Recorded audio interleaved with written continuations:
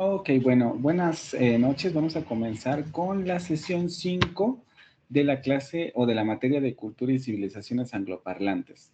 De momento no ha llegado ningún estudiante, entonces voy a ir explicando los temas. Y bueno, ya si alguien se conecta, haremos las participaciones correspondientes. Entonces, estamos en la sesión 5. Ya entramos a la etapa del inglés moderno tardío y esta la vamos a dividir en dos partes. En esta primera parte vamos a hablar sobre la época imperialista de Inglaterra y en la siguiente sesión, que ya sería la última, vamos a hablar un poco sobre la historia de lo que sería Estados Unidos y cómo es que Estados Unidos llega a imponer su variante alrededor del mundo, ¿no? Entonces, en esta primera parte nos vamos a enfocar en el periodo expansionista de Inglaterra. Bien, vamos primero con el asunto de los temas. Vamos, como ya saben, el objetivo, vamos a hacer un breve repaso de lo que se revisó la semana anterior. Vamos a hablar sobre el tema de la semana. Vamos a hacer una pequeña actividad, si es que otra vez nos da tiempo, revisaremos un video. No nos ha dado tiempo de hacer las actividades en general, pero bueno, creo que al final importa más como tener un panorama global de lo que estamos trabajando y ya las actividades podrían quedar de tarea, sobre todo porque les he dejado mucho material en la plataforma. Vamos a tener un espacio de dudas, vamos a platicar sobre lo que hay que entregar la siguiente semana, otra vez un espacio de dudas y vamos a cerrar la materia. Bien, entonces, el objetivo de esta sesión va a ser revisar a grandes rasgos el periodo del imperialismo inglés, que explica la forma en la que el inglés llegó a ser una lengua transnacional, ¿sí? Aquí hay que tener mucho cuidado porque justo como les estaba explicando al principio de la sesión, se puede ver desde dos perspectivas, o más bien, se puede dividir este periodo en dos ramas. La primera sería cómo Inglaterra exporta su inglés a sus colonias. Vamos a ver un mapa en un momento de cómo ocurre este proceso, más bien, cómo podemos entender ese proceso. Y luego la segunda parte, que sería cómo Estados Unidos impone su variante alrededor del mundo. Ya con Estados Unidos vamos a comenzar a hablar sobre la necesidad de aprender inglés como una segunda lengua y sobre todo de aprender el inglés como una lengua comercial, ¿sí? Por eso es que quizá en los cursos más famosos que existen en la actualidad con relación al inglés es el famoso Business English. Tenemos un inglés general y el Business English, porque desde el principio de la expansión inglesa, el principal propósito de de la expansión inglesa es un propósito comercial. Nunca, bueno, va a haber momentos en los que sí, pero en general nunca vamos a encontrar una necesidad civilizatoria como lo habíamos encontrado o como lo podemos ver en la conquista española. De esto no hablamos mucho, tampoco viene con relación al tema, más o menos la semana pasada les mencioné el asunto de la conquista española. Y la conquista española sí se caracterizó por una intensa campaña civilizatoria, en el sentido de que ellos consideraban que tenían que dar civilización a las culturas a las que ellos llegaban, que en este caso sería América, todo Mesoamérica, etcétera. Por eso tuvimos este asunto de la evangelización y todos estos procesos que intentaban como, ¿cómo decirlo? Como civilizar a estas otras civilizaciones que ellos consideraban bárbaras, ¿no? Pero en el caso de la expansión inglesa, esto no ocurrió así. Desde el principio, la expansión inglesa fue una expansión comercial. Y eso va a marcar mucho la manera en la que se va a aprender inglés, se va a enseñar inglés y cómo se desarrolla el inglés en determinadas colonias del imperio inglés. Pero ahorita vamos a llegar a esa parte, ¿sí?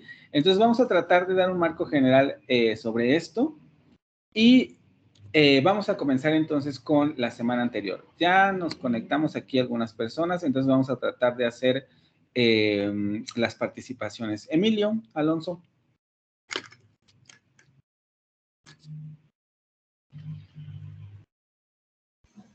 Sí, buena tarde. Buenas tardes. A ver, ayúdame un poco con esto que tenemos en la presentación. ¿Qué me puedes decir sobre lo que vimos en la semana anterior? Aquí tenemos como unos puntos importantes. ¿Qué es lo que me puedes ayudar a recordar? Bueno, rescatando que hablamos de los Tudor como la casa que se logró posicionar y asentar el imperio inglés, teniendo una serie de predecesores que fue Enrique VII, Enrique VIII y finalmente Isabel I. Esto en cuestión de reyes que tuvo de la casa Tudor el territorio de Inglaterra. Después del Renacimiento inglés fue la llegada de la imprenta, que fue importantísima para esta época, ya que ayudó a que el pueblo pudiera tener un acceso a lo que sea,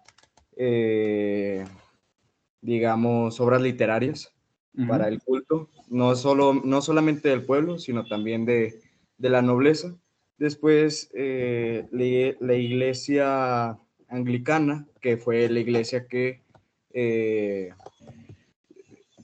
predominó en esta época, pues, pese a la serie de acciones que llevó a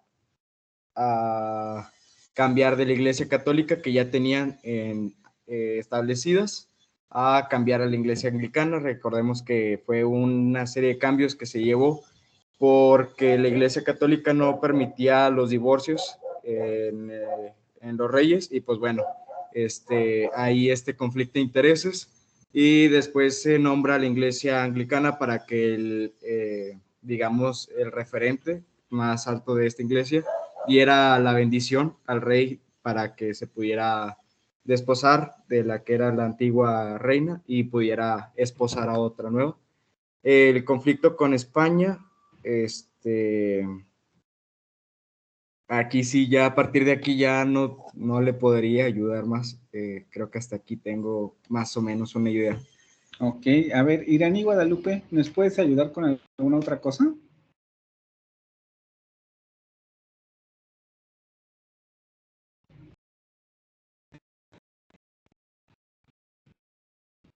Iraní.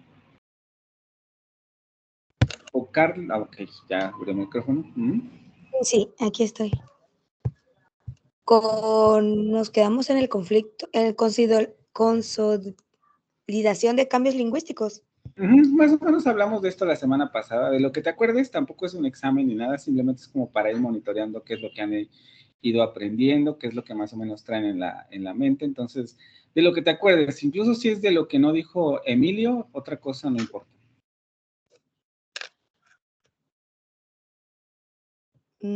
Pues del Renacimiento.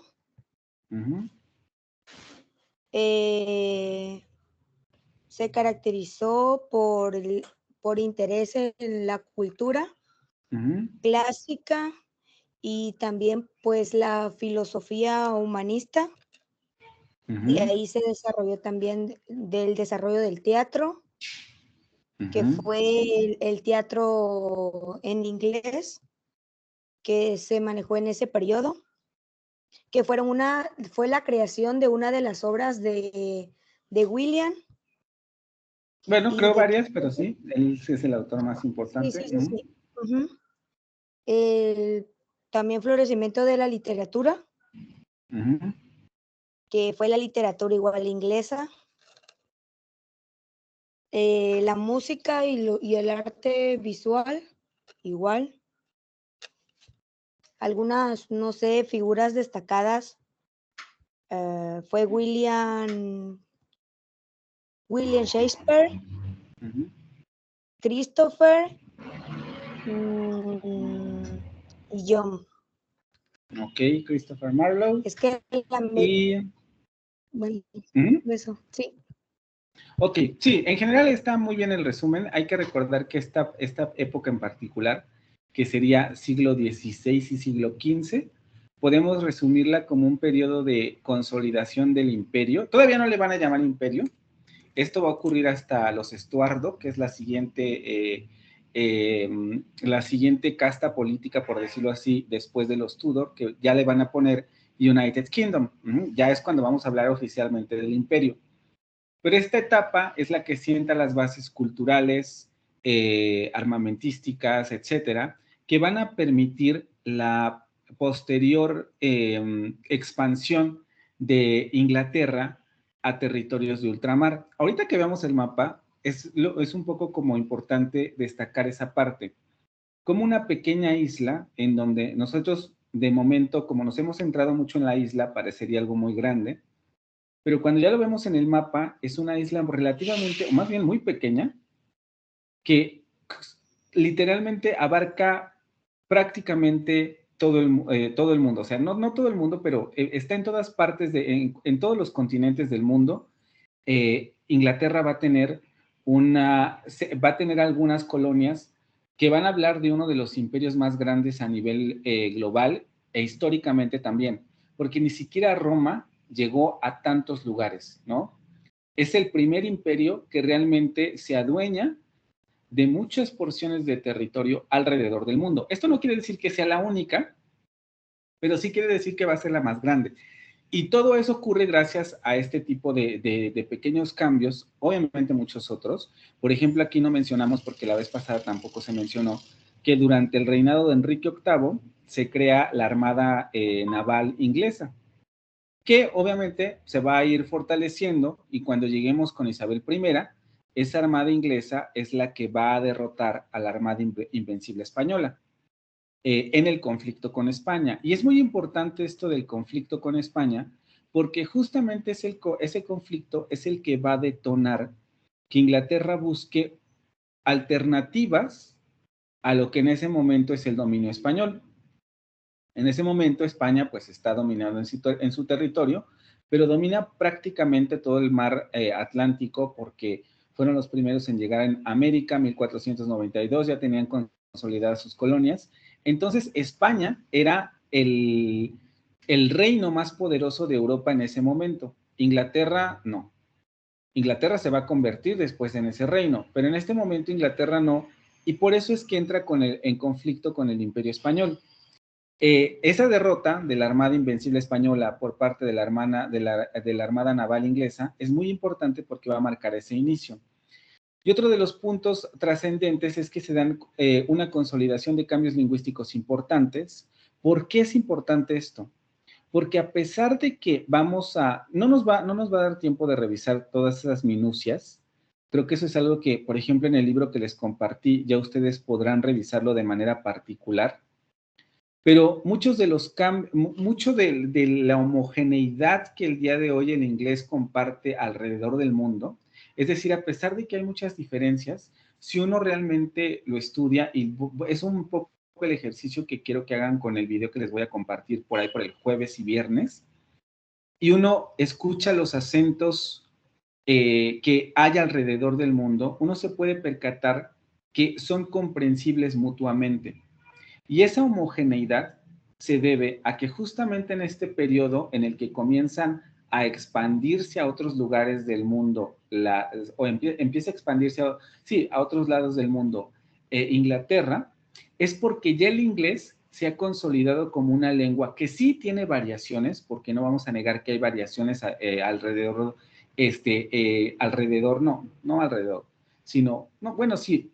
hay variaciones a lo largo más bien de todo el territorio inglés. Esas variaciones no son tan importantes como para que esos diferentes dialectos no se entiendan entre sí. Entonces, esa relativa homogeneidad va a comenzar a trasladarse a otras partes del mundo. Y eso se debe a que durante este periodo, antes de que empiece la expansión inglesa, ya se ha consolidado el idioma en general.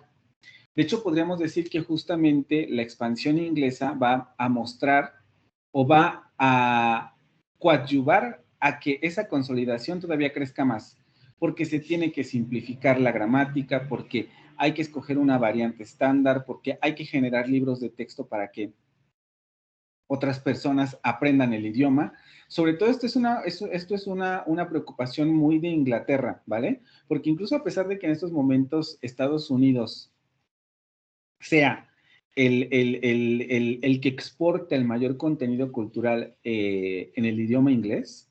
Muchos de los libros que son, que se toman como referentes para el aprendizaje del inglés como segunda lengua, son de las universidades de Inglaterra.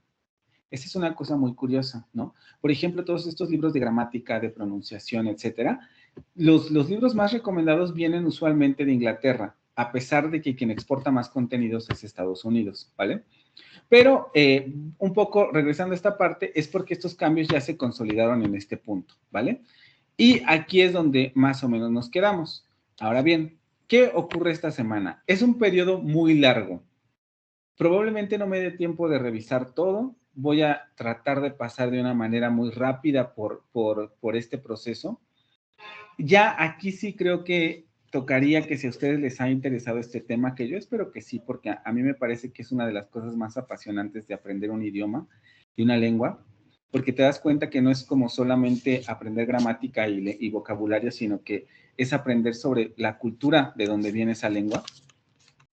Ya sería cuestión de que ustedes investigaran a más detalles todo lo que ocurre durante este periodo, porque son muchos siglos. Estamos hablando de que desde el siglo XVII, porque aquí no lo estoy mencionando, pero desde el siglo XVII, porque ya no nos detuvimos mucho en los Estuardo, que es donde ocurre esto del United Kingdom, y en donde comienzan a ver todas las exploraciones inglesas alrededor del mundo. Aquí voy a empezar ya desde el siglo XVIII, que es cuando se da la ilustración principalmente en Francia, pero que de todos modos se va a expandir a toda Europa, que es como esta idea del raciocinio por encima de los demás. Por eso se le llama el siglo de las luces, la luz de la razón sobre todo lo demás, ¿no? Luego va a venir el siglo XIX, que como respuesta a ese raciocinio exacerbado de la ilustración, en la ilustración tenemos que recordar que el auge ocurre en las ciencias y en la filosofía. Probablemente les suenen los nombres más importantes de este movimiento en Francia, con su enciclopedia, que sería Diderot, ¿cómo se llama? Es que me viene a la mente el nombre de Harry Potter, pero no es Harry Potter. Voltaire, ¿no? Entonces, estos dos nombres, que hay otro, D'Alembert, Diderot y Voltaire, que van a ser como los tres filósofos principales de la ilustración, y que ellos son los que van a comenzar a mover esta parte. También estos siglos son muy interesantes porque comenzamos a ver que ya no solamente es un imperio, sino que son varios. El Imperio Español, a pesar de que que se está debilitando, las independencias van a llegar hasta 1800. Entonces toda América, durante todo ese periodo, va a ser parte de la corona española. Y el Imperio Español, a pesar de que no va a ser el más importante, sigue siendo fuerte. No en términos tecnológicos ni nada, porque eso lo va a empezar a hacer Inglaterra y Francia, pero sigue siendo fuerte. El Imperio francés también va a estar fortalecido, sobre todo porque ellos son la cuna de la Ilustración.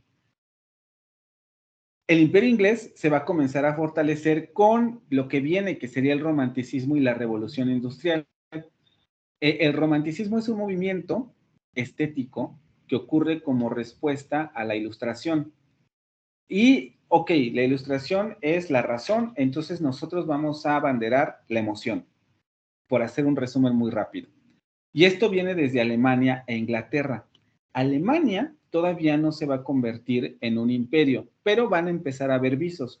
Aquí también además ya se están plantando las semillas para lo que va a venir después con la Primera Guerra Mundial. Entonces, esta época podríamos, incluso así la conocen muchos historiadores, como la era de los imperios, porque no es solamente un imperio, sino que son varios. El imperio inglés va a ser el más poderoso, pero son varios imperios, porque todos tienen colonias. De hecho, esa va a ser una de las luchas más desgastantes durante el siglo XIX y que va a llegar al siglo XX y que justamente, no recuerdo si en uno de los videos que les compartí, sí, en el video que van a revisar mañana, al final justamente hablan de cómo incluso estas pugnas por los territorios entre esos imperios explica de muchas maneras lo que está ocurriendo actualmente en Oriente Medio, con esto de la Franja de Gaza y Palestina y todas estas cosas, ¿no? Y eso empieza desde aquí.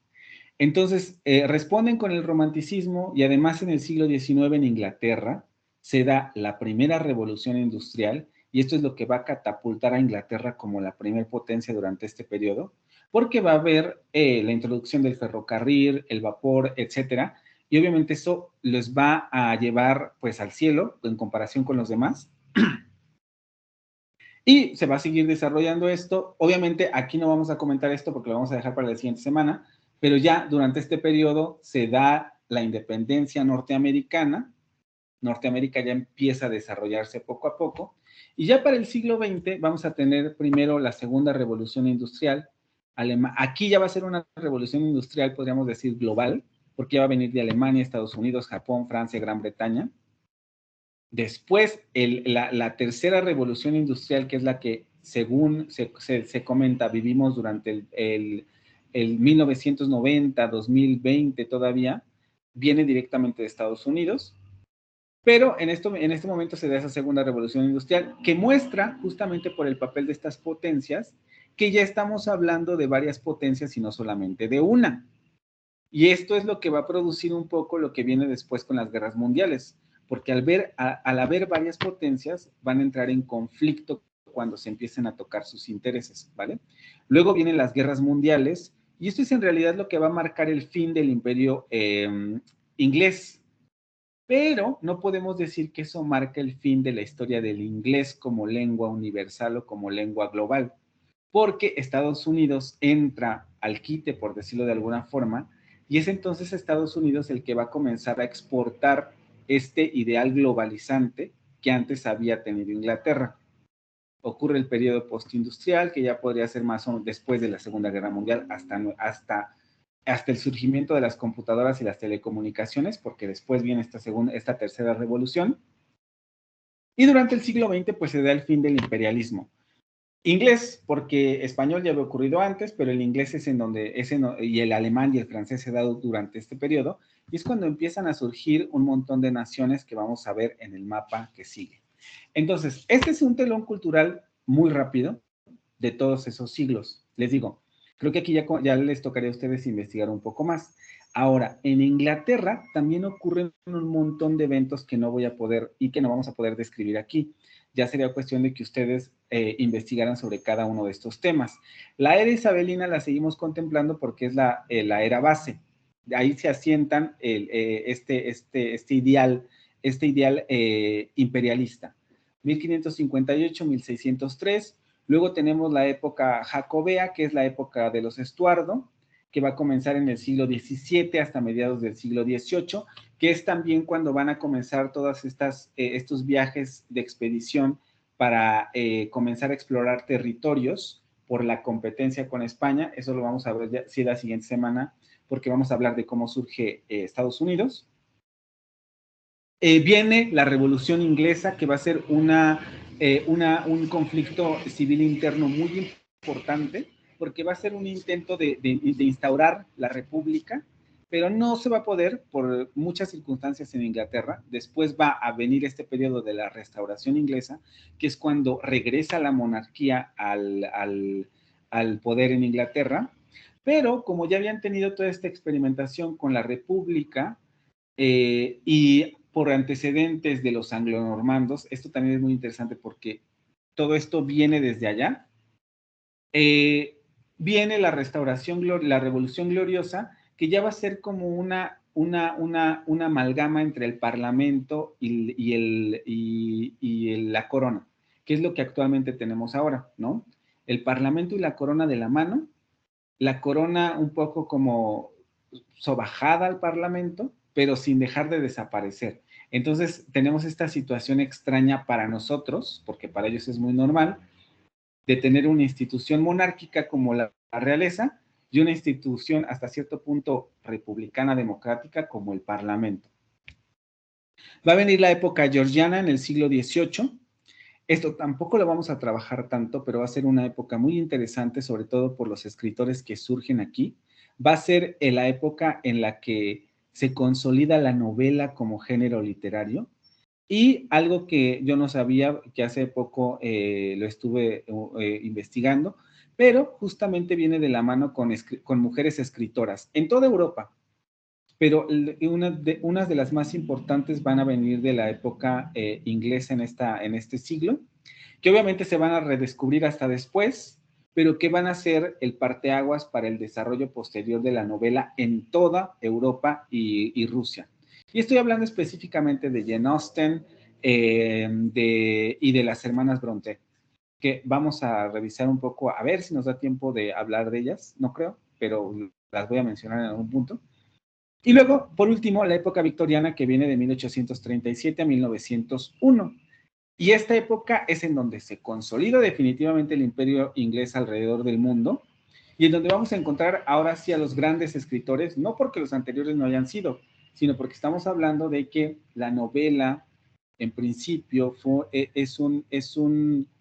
también está atravesada por cuestiones de género. Y en principio las escritoras siempre quedaron al margen. Y aquí vamos a tener a los grandes nombres, como por ejemplo Charles Dickens, ¿no? O con Oliver Twist, etcétera, las grandes obras literarias inglesas de la época victoriana que vienen de la mano de todos estos escritores, Carlos Lewis con Alicia en el País de las Maravillas, etcétera, un montón de escritores, ¿no? Y esta época va a ser la consolidación del imperio inglés, pero también va a ser el germen de la caída, ¿no? Les digo, si quieren ahondar en estos temas, ya será cuestión de que ustedes investiguen por su parte, ¿sí? Voy a tratar de dar un panorama muy general de lo que ocurrió en términos de obras y todo eso. A lo mejor algunos nombres no les van a sonar, no importa tanto en estos momentos. Les digo, creo que es importante que si ustedes están interesados en la cultura inglesa, se echen ahora sí que un clavado a toda esta historia que voy a dar, o que di de manera muy genérica. Y vamos con un poco con datos lingüísticos que en realidad se pueden resumir en que se continúa la estandarización inglesa. Ya va a haber relativamente pocos cambios en la gramática. No quiere decir que no haya, pero van a ser pocos cambios porque la estandarización también es una necesidad imperial. Ahora, esto también es muy importante recalcarlo, justamente porque la expansión inglesa es una expansión comercial. Nunca les interesó convivir con los nativos o enseñarles a los nativos su idioma, ¿sí? De hecho, en muchas partes lo que van a hacer justamente es un poco lo que hacían, lo que hicieron los anglos, los sajones y los jutos cuando llegaron a la isla. Hacer a un lado a todas las culturas en las que llegaron a sentarse, porque nunca les importó integrarlos. Entonces los contactos lingüísticos nunca fueron tan fuertes. Y quizá por eso también es que en estos momentos, digo, ya se verá con el tiempo, pero en estos momentos no podemos hablar de dialectos del inglés alrededor del mundo diferenciados. Algo que sí ocurría, por ejemplo, con el latín. Pero bueno, voy a cerrar aquí porque si no, no voy a avanzar ahí. Entonces, nunca les interesó eso, pero sí había una cierta, sobre todo va a surgir la estandarización cuando se vea la necesidad de enseñar esta lengua por fines comerciales, ¿sí? Con todos estos libros que van a venir después, los diccionarios, etcétera, pero por el fin de enseñar la lengua.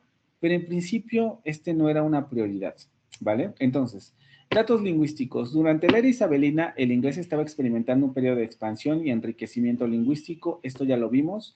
La imprenta va a ser un punto importante de inflexión porque va a generar producción de libros, pero también va a poner al alcance del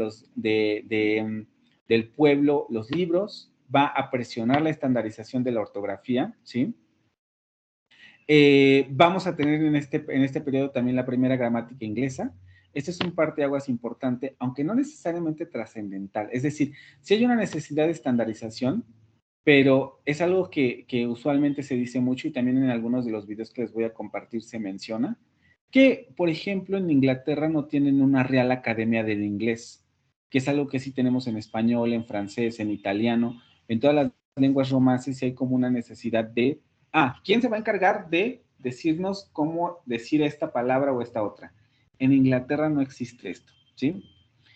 Obras literarias, sobre todo William Shakespeare, ya lo saben, varias, ¿no? A Midsummer Night's Dream, Romeo and Juliet, Hamlet, The Merchant of Venice, Doctor Faustus de Christopher Marlowe, que son como las obras más representativas de esta época. Muchos otros autores, no vamos a hablar de ellos. Y justamente por ser el imperio ya y por tener esta consolidación de la cultura, quizá de lo que más se puede hablar es de la explosión en la literatura, ¿sí? Una de las formas más saludables de ver cómo un estado ha alcanzado a cierto apogeo es por el auge de las artes. Porque cuando ya están, digamos, relajados, en el sentido de, ok, nadie nos está invadiendo, nosotros estamos mandando de alguna forma, estamos homogeneizados, no nos está pasando nada, no tenemos una amenaza real que esté atentando con nuestra integridad como nación, nos podemos dedicar a hacer estas cosas. Y ese va a ser el signo más característico de estas épocas, ¿no? Que va a haber una explosión en las artes porque no tienen que preocuparse porque alguien venga a invadirlos. Ellos son los invasores, ¿sí? La época jacobea, obviamente aquí ya entramos directamente con el desarrollo del inglés moderno tardío. Aquí comienza la exportación del inglés a otras partes del mundo. Eso sí va a marcar ciertas diferencias, porque obviamente el inglés va a seguir evolucionando por dialectos, y va a haber ciertos dialectos que, por ejemplo, van a emigrar a Estados Unidos, ciertos dialectos que van a emigrar a Australia, pero bueno, eso ya es muy fino de armar, y eso, otra vez repito, si les interesa, conviene que lo investiguen. Seguimos teniendo a William Shakespeare como el literato más importante. Aquí produce sus obras políticas o históricas más relevantes. Ocurre la estandarización de la ortografía y la pronunciación del inglés, una estandarización y una pronunciación que no necesariamente es una regla a la que no se le puede cuestionar, sino simplemente ocurre por una necesidad, ¿no? En la época de la Revolución Inglesa, que va a ser sobre todo un periodo ilustrado, eso es una parte muy importante, aquí estamos ya en la Ilustración, el siglo de las luces, se va a producir esta guerra civil. Y en todas partes, por lo que se va a querer, se va a buscar es la limpieza y la simplicidad del lenguaje. Es decir, que mi pensamiento sea tan transparente que tú entiendas lo que yo quiero decir, sin necesidad de tanto adorno, sin necesidad de tantos versos. Entonces, esto ayuda mucho a la simplificación de la prosa, por ejemplo, ¿no? Y es algo que se va a buscar durante este periodo. Y quizá la parte más importante es que vamos a tener también un desarrollo muy importante en la filosofía, en las ciencias. La literatura va a quedar un poco rezagada, o va a haber un intento de que la literatura no sea tan, ¿cómo decirlo? Que no esté tan enfocada al placer, sino a aprender. Eso era una cosa muy, muy de los ilustrados. Por eso tenían la enciclopedia. Y cualquier obra literaria tenía que enseñar algo. Se recuperan fábulas, se recuperan cuentos con moralejas, ¿sí? Y eso es lo que ocurre mucho con este tipo de obras literarias. Leviatán, Thoughts, todos este tipo de obras tienen un poco como ese fin. Enseñar algo. Y eso simplifica mucho la lengua, pero también le da un impulso mucho a la prosa científica, a la prosa para aprender algo. Se dan las primeras obras lexicográficas en inglés. Luego vamos a pasar a la restauración inglesa, que es cuando regresa la monarquía. Se da un retorno a la estabilidad y la sofisticación en el uso del inglés, con un resurgimiento de la poesía, el teatro y la prosa, porque otra vez se busca recuperar el arte de la élite, por decirlo de alguna forma, ¿no?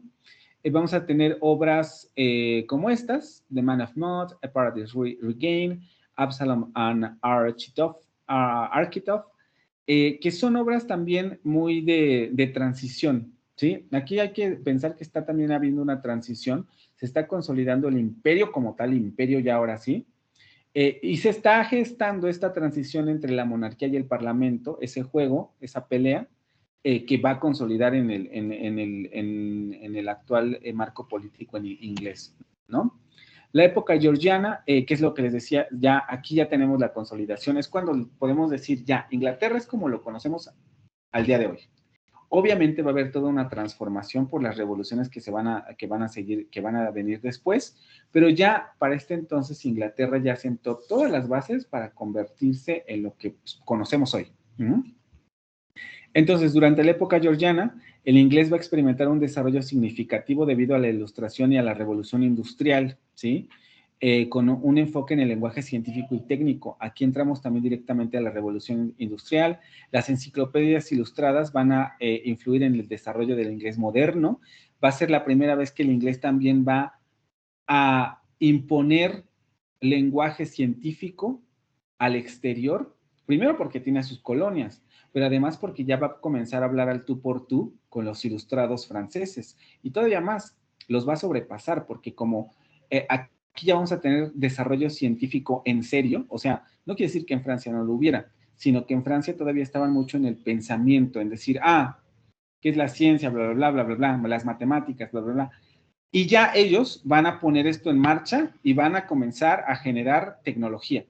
Eso es lo más importante de la cultura inglesa, quizá para nuestro mundo, que ellos son los que dan la tecnología al mundo en este sentido. No quiere decir que antes no haya habido avances tecnológicos, sino que la tecnología como tal, como la entendemos hoy en día, viene de la cultura inglesa, ¿no? Vamos a tener Robinson Crusoe, Gulliver's Travels. Estas obras principalmente van a reflejar las experiencias expansionistas. No son las únicas, ¿vale? También vamos a tener, por ejemplo, el libro de la selva, que va a ser otra obra muy importante. Es decir, muchas de estas obras van a estar reflejando como el descubrimiento de estas nuevas tierras en donde los ingleses se encuentran con culturas que desconocen. En muchos sentidos de manera sangrienta, pero esta va a ser la principal obra. Y esto lo hacen principalmente los hombres, pero las mujeres, como no tenían posibilidades de viajar y se quedaban en Inglaterra, en su casa, ellas van a escribir sobre la vida cotidiana. Y una de las más importantes va a ser Jane Austen, si no es que la más importante más bien la más importante durante esta época. Es ella la que sienta las bases para la narrativa posterior inglesa, ¿vale? Sense and Sensibility, Pride and Prejudice, Emma, que recomiendo mucho leer, son obras que no les van a resultar atractivas en un principio porque son obras de lo cotidiano. Ella va a hablar del amor, de las relaciones interpersonales, etcétera, pero sus obras siempre dan muchas pistas de lo que se vivía en ese momento, ¿sí?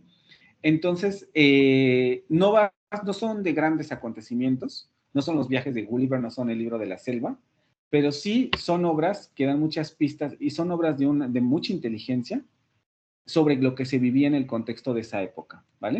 Voy a ver hasta dónde me da tiempo de llegar.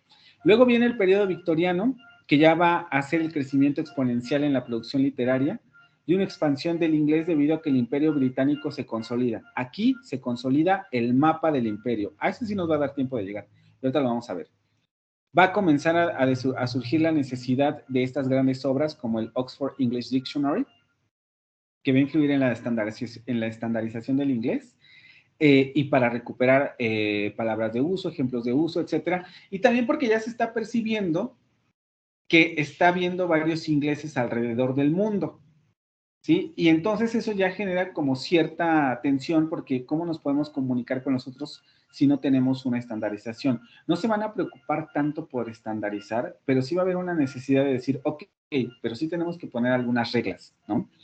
Aquí ya vamos a tener estas grandes obras también, sobre todo les digo de Charles Dickens, Oliver Twist, David Copperfield, Great Expectations.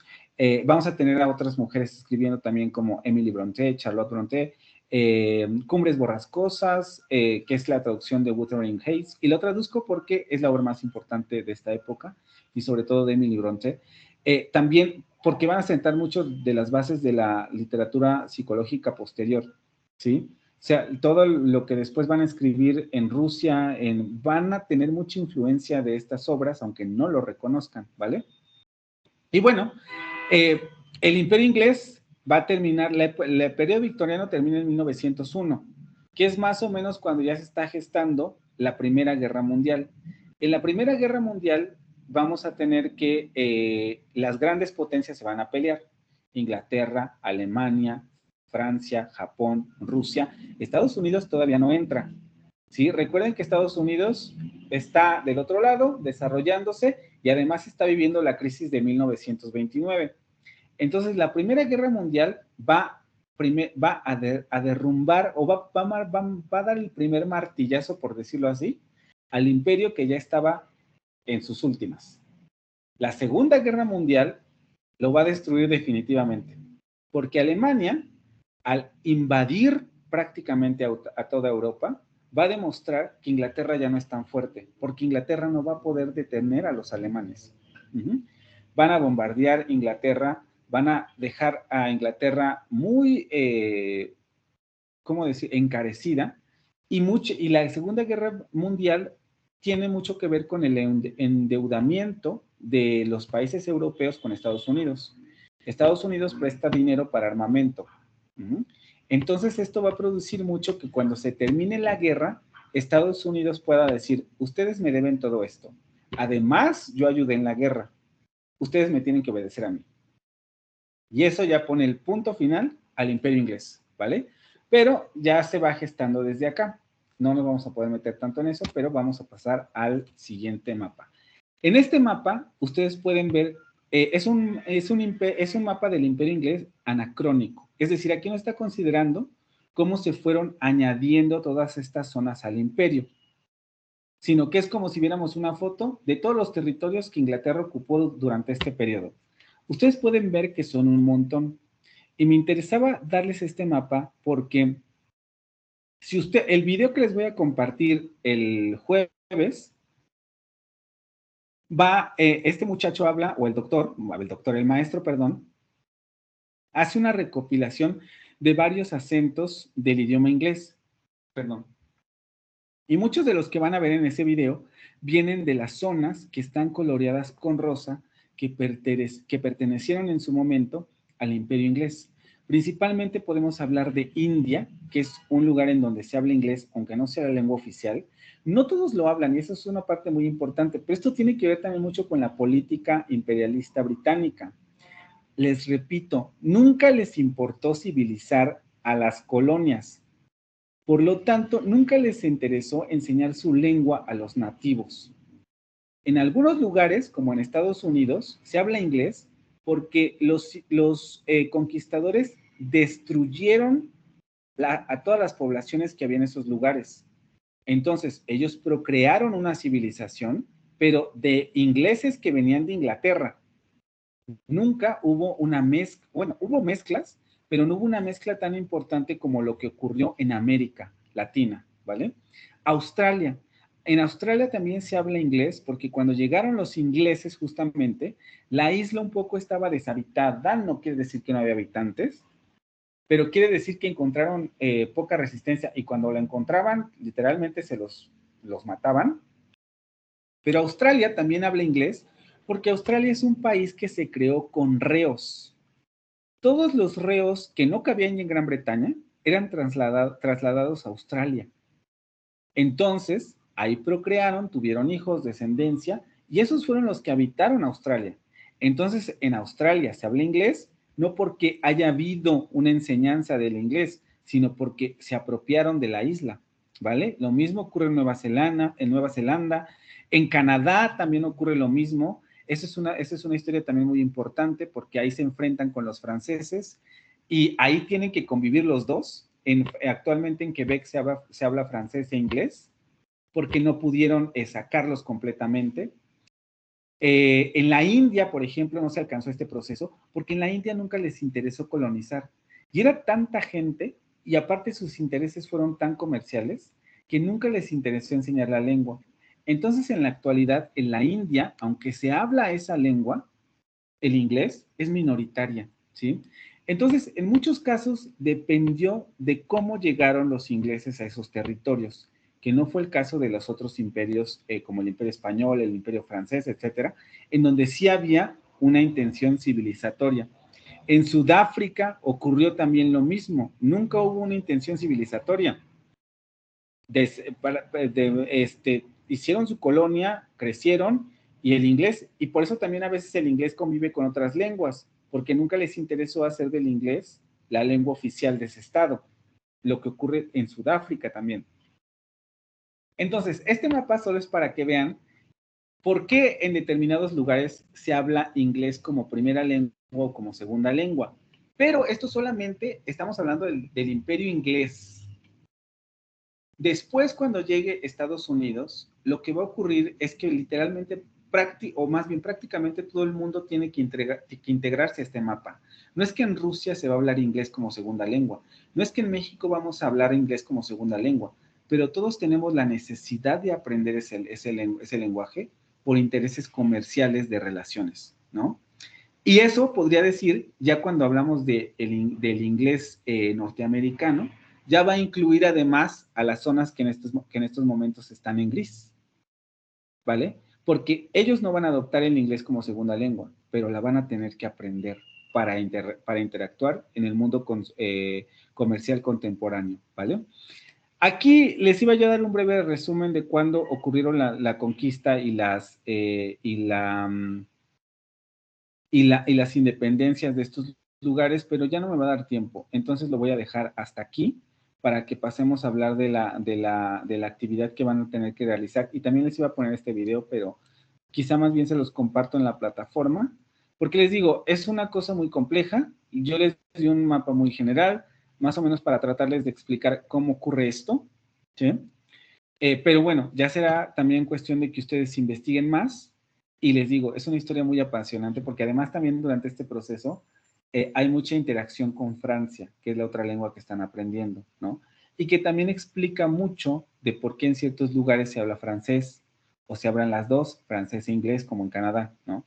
Entonces sí recomiendo que si les interesa, también como que empaten es lo que están aprendiendo en esta materia con esas otras, ¿no? Como la cultura y civilizaciones francófonas y lo que están aprendiendo en inglés y en francés, ¿vale? Ok, bueno, no sé si tengan hasta aquí alguna pregunta sobre lo que les acabo de explicar. Ahorita pasamos a lo del curso, pero no sé si tengan una pregunta de lo que acabo de explicar.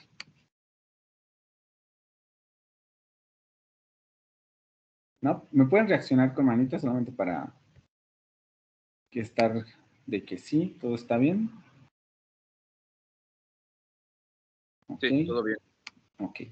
Bueno, entonces las actividades, ya saben, para este 11 de agosto van a entregar la segunda parte del proyecto integrador. Antes me gustaba más porque tenía más relación con el primero. Ahora no sé por qué hicieron esto, pero bueno, donde manda capitán no gobierna marinero, ellos son los que realizan las actividades. Y nos toca regresar a un tema que es el inglés medio. No entiendo por qué, pero en fin. Elaborar un cuadro de resumen en el que se profundice sobre las características lingüísticas, sociales, políticas y culturales de lo que se conoce como inglés medio en el siglo XII y en el siglo XV. Lo que vimos durante el periodo de los Plantagenets, ¿no? Toda la invasión normanda. Vamos a regresar a ese tema y tienen que elaborar un cuadro resumen con esas características. Si no mal recuerdo, es un poco lo mismo que acaban de hacer con la obra de Shakespeare y también van a requerir entregar una presentación de al menos 5 diapositivas. Y nuevamente, la ponderación va a ser de 2 puntos. Otra vez recordar que esta es la segunda actividad que se entrega en equipo, ¿vale? De momento han surgido pocos problemas con relación a los equipos, pero no sé si alguno de los que está aquí tiene alguna duda en particular con eso o tiene algún comentario en particular con los equipos. Hola, profesor, ¿me escucha? Ok, sí, nosotras, pues es que no fue un problema como tal, pero lo que pasa que el día de ayer domingo, cuando quisimos subir el proyecto, mi compañera Nel se percató de que Wilbert ya había intentado subir un proyecto, pero él jamás se puso en contacto con nosotras. Él mandó 2 correos, si no mal recuerdo. Yo mandé uno y aparte subí un comentario al blog de discusión del equipo, ¿no? Ahí en Blackboard. Y nunca nos contestó. Entonces, Pero ¿subió trabajo o no subió trabajo? No, pues es que no se veía nada, o sea, nosotras no nos aparecía nada, ¿Qué pero equipos pues son? somos, ¿qué equipo somos?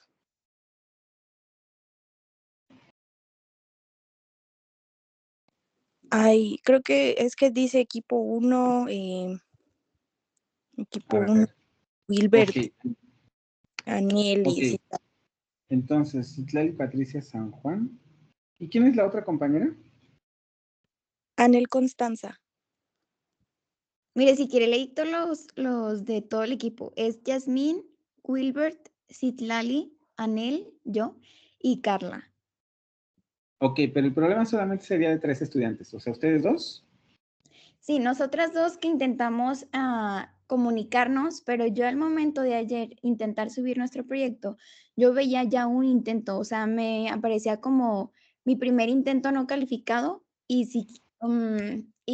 yo al querer volver a subir el proyecto ya me aparecía como el segundo intento. Ok, Entonces, entonces vamos a hacer esto, ya entendí. Porque no nos podemos, faltan 5 minutos. Lo que voy a hacer es que voy a revisar su equipo y si no subió nada, voy a eliminar el intento y les voy a dar chance de que ustedes suban el suyo, ¿vale? Ya si él tiene algún problema, que se comunique conmigo. Pero si subió algo con su nombre y tiene el proyecto, lo que voy a hacer es que las voy a poner a ustedes dos en otro equipo y ahí van a subir ese proyecto. en un nuevo equipo. Ajá, exactamente. Pero nada más van a estar ustedes dos, porque ustedes dos ya trabajaron juntas. Sí, Ok. Entonces, esténse al pendiente. Yo creo que entre mañana o el miércoles, no se preocupen tanto por la entrega. Yo les voy a dar el permiso. Y ya eso va a quedar para que ustedes puedan subir, ya sea en el equipo que están actualmente, si es que él no subió nada y nada más hizo el intento y bloqueó el intento. Y si no, las pongo en otro equipo. perfecto. Profe, es que ¿qué pasa? Que ahí en la plataforma nos aparecía que para esa actividad teníamos 2 intentos. Él gastó el primero, pero al final sí pudimos subir el nuestro. Eso es lo que creo que no le quedó muy, muy claro. No debería darles 2 intentos porque yo a todos les puse solamente un intento. Porque si tienen 2 intentos, entonces lo que voy a hacer de todos modos es que esténse al pendientes porque voy a eliminarlos. Porque solamente tiene que haber un trabajo. Perfecto. Entonces, dependiendo de cómo esté el trabajo, si está el de ustedes o está el de él o están los dos juntos, lo voy a eliminar y suben ustedes el suyo. Y voy a ver lo del segundo intento porque no debería darles 2 intentos. Todos están programados para un solo intento. Ok. Gracias. Ok, ¿qué más? ¿Alguien más tiene alguna otra pregunta con relación a esto? ¿Carlos? Sí, justo me pasó lo mismo. Bueno, no tuve comunicación con mis compañeros, yo también mandé correo y ayer al intentar subir yo mi trabajo, porque como ya no vi respuesta, lo hice por mi cuenta, ya había un trabajo subido. De hecho, me contacté contigo por mensaje. ¿Qué equipo eres? Sí te No dije, ¿no? Y te di ya el chance de que lo entregaras aparte. Sí, de hecho ya la subí y me comentaste que, bueno, ya las actividades las haga por mi cuenta. Sí, ya no puedo regresarlos al mismo equipo. La instrucción es esa en coordinación. Si se salen por esa situación, ya no pueden regresar al equipo anterior. Entonces te va a tocar entregar todo por tu cuenta. Ok, está bien. Emilio, ¿otra duda? Sí, bueno, no, nada más es como aclaración. Nuestro equipo, nada más la señorita Iraní y yo trabajamos la semana pasada. En esta semana, suponiendo que haya contacto de otro de nuestros compañeros para empezar el trabajo de esta semana, tendríamos que incluirlo porque todavía sigue siendo parte de nuestro equipo, pero no contaría con la calificación anterior, o nada más continuamos nosotros dos. No, si los llegara a contactar, le dicen que más bien me mande correo a mí, porque si no participó en el primero, ya no puede entregar con ustedes. Ok, entonces exclusivamente el equipo se cerraría a la señorita Iraní y exactamente. Ok, gracias, profesor. Sí, eso va para todos, ¿vale? Si ya trabajaron juntos y ya subieron y en un principio no se puso en contacto con ustedes nadie, le dicen que me tiene que hablar directamente a mí porque ya no puede trabajar con el equipo, ¿vale? Y eso aplicaría para todos, ¿sí? Ok, ¿alguna otra pregunta? ¿No? Bien. Entonces, vamos a saltarnos lo de reforzamiento de rúbrica porque tengo aquí algo importante. Recuerden que ya estamos en las últimas semanas, quinta, sexta y ya, literalmente, porque solamente quedan 2 semanas, la última es para cerrar calificaciones.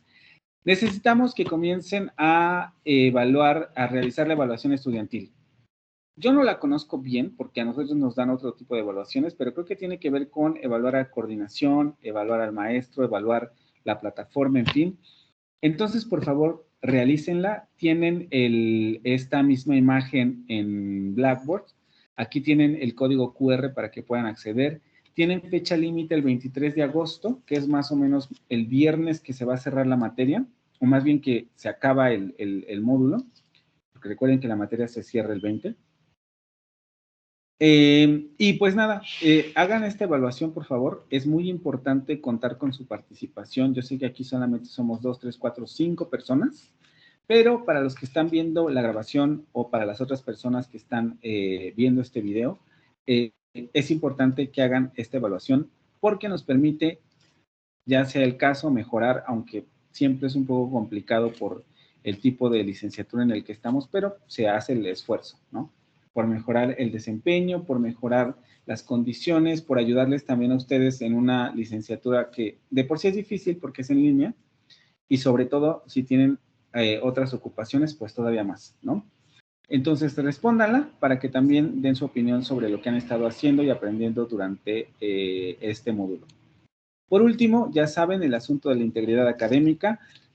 Sus trabajos los voy a estar calificando entre mañana y el miércoles, entonces yo creo que para el miércoles ya más o menos tengo todos calificados, pero volverles a recordar, hay que citar en APA, hay que referenciar todos los libros, los artículos o lo que sea que ustedes vayan a citar, hay que citar adecuadamente, ¿sí? Porque necesitamos evitar el asunto del plagio, el asunto de robar ideas que no son nuestras y justificar de dónde estamos obteniendo la información de la que estamos aprendiendo, lo que estamos exponiendo o lo que sea que estemos elaborando, ¿vale? Entonces tengan cuidado con eso. Realizar citas, referencias en formato APA, que venga su propio apartado en formato APA y esto es lo principal, ¿no? Ya después se van afinando cosas con las imágenes y todo eso, pero en principio que aprendan a citar en APA para no robar ideas de los demás, ¿vale? Bien, entonces, ¿alguna otra pregunta?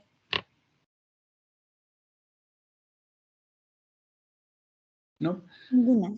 Bueno, pues entonces, muchas gracias por estar aquí. Nos vemos la siguiente semana, que ya va a ser la última sesión del módulo. Y pues nada, descansen hasta el siguiente lunes. Y esténse también atentos a los materiales.